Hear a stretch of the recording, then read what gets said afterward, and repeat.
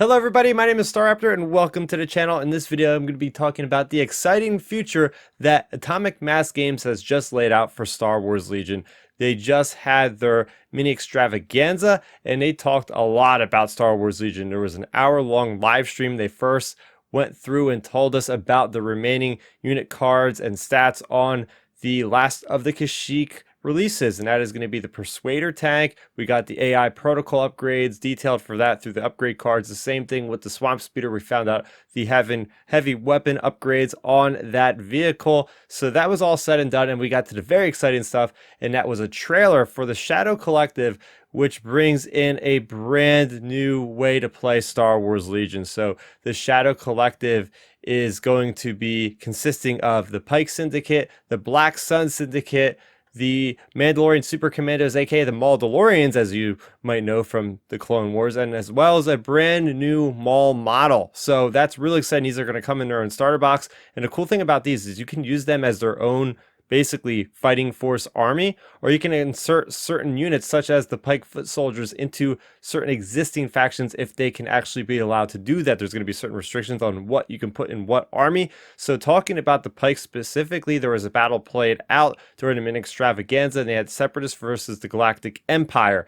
And while the Pikes were able to be inserted as core units inside of the Separatist army, however, they aren't able to get direct orders from, let's say, Count Dooku, because they're mercenaries, and that's part of being a mercenary, is unless you bring one of your mercenary leaders over, such as the Pike Capo, which was previewed with the card and all, then they basically get this keyword called independence, and it really is a great kind of thematic keyword that goes into place. Like, yeah, of course the mercenaries aren't going to listen exactly to the commanders, and that's why they're given a bonus. So for instance, if you don't issue an order to a Pike foot soldier, they'll get a dodge, and they also have a keyword of outmaneuver, so they can actually not be critted with the dodge. So there's a lot of synergy there just with that Pike card itself. And you could also use the Capo as an upgrade into your unit, and they'll also gain independent surge, so they'll also get a surge every activation if you don't order them specifically. So there's a lot of risk reward play, and it really gives that kind of flavor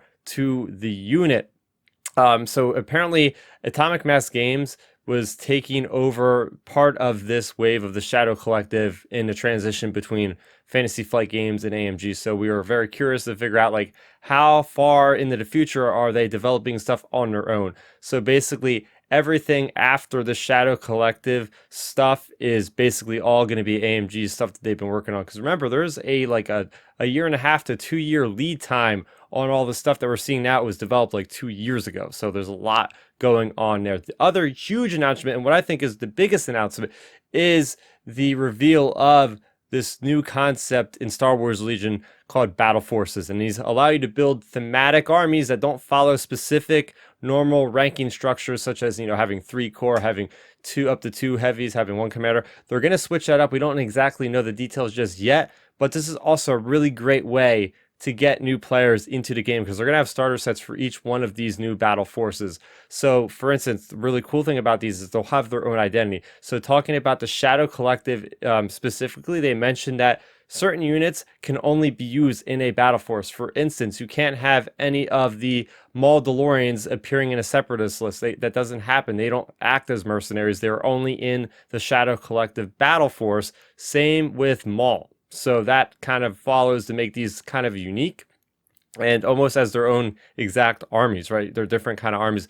The cool thing about Maul is they did show off his model. He has 2 different ways you can model him. He has his double-bladed lightsaber, but he also has a single lightsaber and a dark saber in the other. They did kind of tease that he's going to be able to have different abilities or something, synergies based on how you build him. So that's interesting there, because it's like, am I going to need 2 of him now just in case I want to go to the other one? Like, I have to have the physical version. That kind of seemed weird to me. But these battle forces will also get their own command cards to give them their own flavor. So that's pretty cool right there. And they did reveal all the factions that are getting these battle forces the first one. So for instance, we're going to get a 5.0 first for the Republic. We're going to get a Droid Invasion force for the Separatists. We're going to get an Echo Base Defenders battle force for the Rebels. And we're going to get a Blizzard force for the Empire. So awesome stuff right there.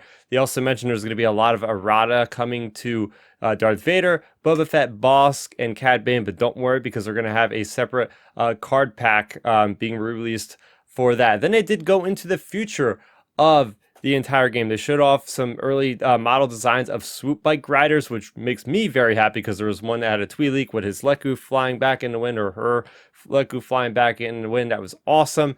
We also have Ewoks finally confirmed in the game. Yes, that's right, Ewoks. Everybody has been kind of half jokingly wanting Ewoks, but hey, people are going to get their wishes granted to them.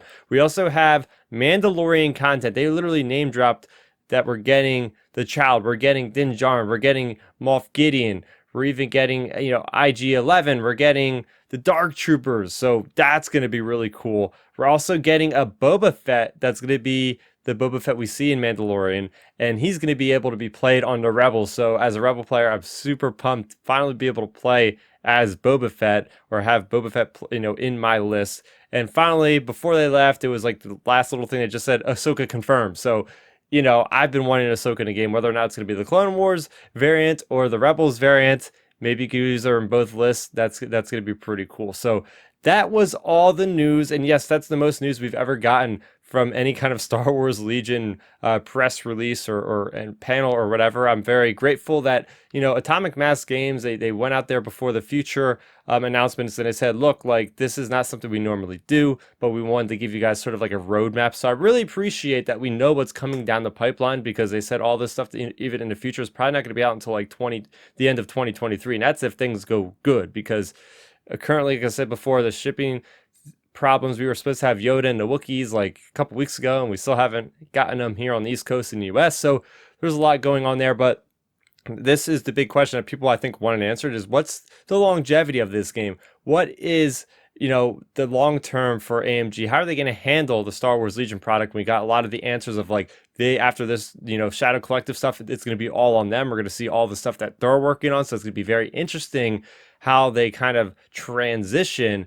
But I really like the idea of the Battle Forces. I think that's going to breathe so much life, and you're going to have so much variety, because they already announced like the first ones for each faction. I could see easily multiple for each faction, right? Like, hey, let's get the Saul Partisans for the Rebels, and let's get some kind of Wookiee Battle Force. We already have the Wookiee units. I could just put out a starter set for a couple more Wookiee core units, and hey, there you go, we have a Wookiee force. So it's got a lot of impact for the future of the game, and a lot more thematic approach, which, as a person that just loves to gobble up Star Wars and loves all the nitty gritty, I'm really going to get behind this. Especially, we thought this was going to be just simply, oh, they're going to announce the scum. I think this is better than the scum and villainy that we are all expecting, because now you have these mercenaries too, and they mentioned that Boba Fett and Bosk and all those guys, Cad Bane, are going to be mercenaries themselves. So it's going to be neat to see like how the mercenaries really fall into place. And, they did mention that they don't want to errata anything unless they absolutely have to. So it's good to see that they're still going to, give us the new cards in a certain way, but they're also really not trying to do this a whole lot. So I totally respect that. We'll probably be getting the points rebalances in a couple weeks here, it sounds like. So there's really a lot to look forward to for Star Wars Legion. People might have been worried about Atomic Mass Games, but the way they spun this panel, man, I'm feeling pretty optimistic that, they do have their hands full with especially this property, with how passionate we are as a group. But I think they have potential to really pull this through.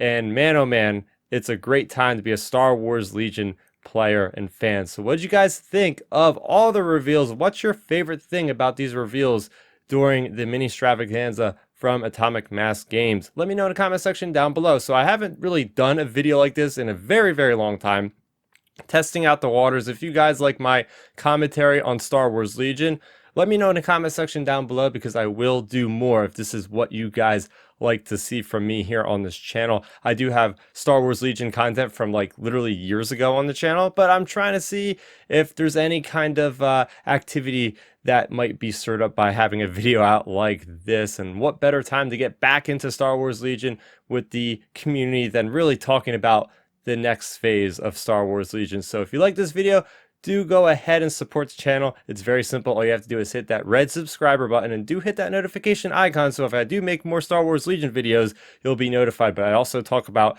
Star Wars, everything else on this channel, so there you go. Check out that content as well. That's gonna do it for me, Starrapter. Thank you guys so much for watching, and may the Force be with you always. Thanks for checking out the video. Please hit that thumbs up symbol. It helps me know that I'm making content that you guys enjoy. And if you enjoyed this video, I also include 2 videos down below you guys should check out. And please consider subscribing to this channel. It helps support me, and it notifies you guys of when I get new videos up on the channel. You can also contact me on Twitter, Facebook, and Instagram at Starrapter.